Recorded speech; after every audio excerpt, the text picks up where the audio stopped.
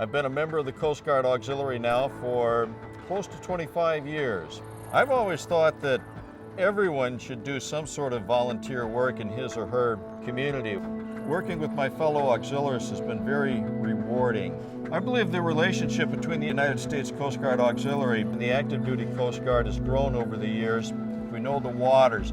We've been performing these missions for a number of years. That's the satisfaction I get, is actually working with the United States Coast Guard to help them out in any way that I can. And I think all auxiliaries would say the same. We have auxiliaries who stay in radio watches. We have auxiliaries who cook in galleys or on board cutters. If an auxiliarist is interested in doing a particular job and they're willing to undergo the training, they can do pretty much anything the active duty does. Light Station Boston is the oldest light station in the United States of America, and it's the only light station still manned by the Coast Guard.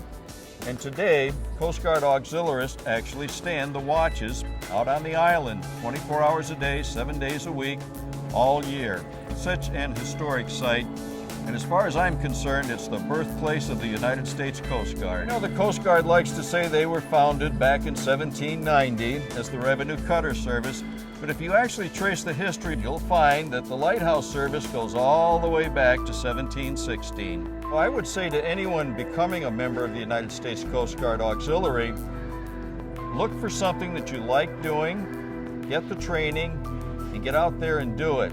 I get a great deal of satisfaction working with the United States Coast Guard Auxiliary, primarily because they're a great bunch of people, and they're very professional, and they're very dedicated. They're the kind of people that I admire.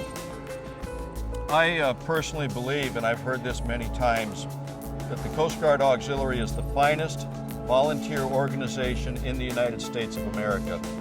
This year marks the 75th anniversary of the United States Coast Guard Auxiliary.